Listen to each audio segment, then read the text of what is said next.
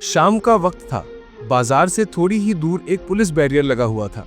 उसी तरफ से एक लड़की स्कूटी लेकर आती दिखी। सादे कपड़े, साधारण सा दुपट्टा और चेहरे पर काम करने वाली लड़कियों जैसा थका हुआ सा सामान्य भाव।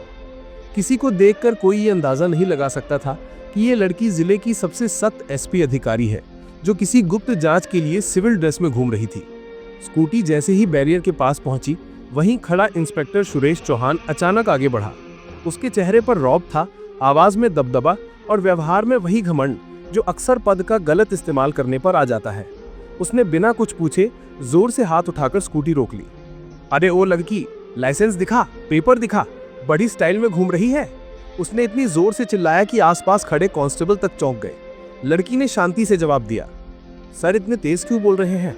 मैं ओहो, सवाल भी पूछेगी तू? इंस्पेक्टर फिर गुर्राया।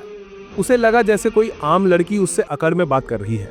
उसने लड़की की तरफ तिरछी नजर से देखा, स्कूटी को किनारे लगाने के लिए कहा और फिर अपनी आदत के अनुसार रौब झाड़ते हुए उसकी बैग और स्कूटी टटोलने लगा।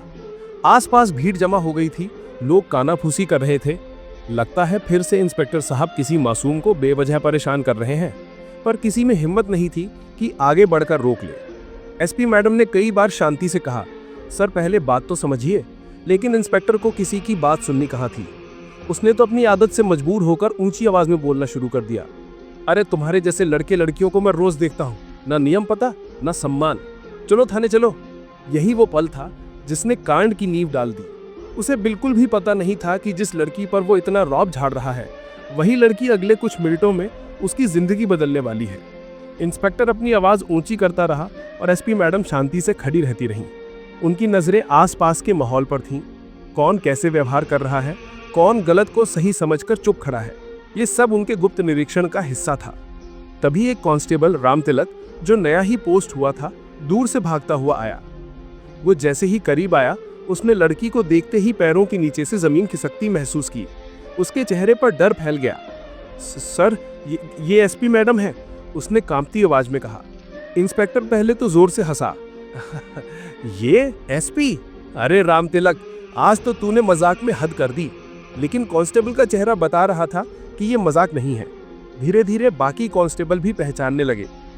किसी ने मोबाइल में एसपी मैडम की तस्वीर देखी, किसी ने उनके बैज नंबर का मिलान किया। फिर अचानक बैरियर पर एक अजीब सा सन्नाटा फैल गया। जैसे ही इंस्पेक्टर ने ये बात सुनी, उसका चेहरा सफेद पड़ गया, उसकी गर्दन सुन्न हो गई और हाथ कांपने लगे। उसे अब समझ आया कि उसने किसके साथ बदतमीजी की है। भीड़ में खड़े लोग भी फुसफुसाने लगे, अरे एसपी मैडम थी वो, अब तो इंस्पेक्टर की खैर नहीं। एसपी मैडम ने शांत स्वर में कहा, अब क्या हुआ इंस्पेक्टर, आवाज क्यों बैठ गई आपकी? ये सुनते ही इंस्पेक्टर के पैरों में जैसे जान ही नहीं रही। उसने तुरंत सलाम ठोक दिया और बुदबुदाने लगा, मैडम मुझसे गलती हो गई। पर असली तूफान अभी आने वाला था। एसपी मैडम ने धीरे धीरे अपनी स्कूटी हटाई और पूरा गियर उतारकर सीधी खड़ी हो गई। उनकी आंखों में अब सख्ती के साथ ठंडा गुस्सा उतर चुका था। सुरेश चौहान, तुम्हारी ड्यूटी क्या है? इंस्पेक्टर ने कांपते हुए जवाब दिया, मैडम चेकिंग करना। और चेकिंग का मतलब लोगों को अपमानित करना नहीं होता। तुमने अभी जो किया वो कानून से बड़ा अपराध है, पावर का गलत इस्तेमाल। भीड़ चुपचाप सुन रही थी। कई लोग पहली बार देख रहे थे कि कैसे एक बड़े अधिकारी की बोलती बंद की जा रही है। मैडम ने आगे कहा, मैं पूरे जिले में सिविल ड्रेस में निरीक्षण कर रही हूं और तुमने मुझे एक अपराधी की तरह ट्रीट किया। तुमने ना सिर्फ अपनी मर्यादा तोड़ी, बल्कि पूरे विभाग की इमेज खराब की। इंस्पेक्टर के माथे पर पसीने की बूंदें तेजी से गिरने लगीं। उसके पैर कांप रहे थे।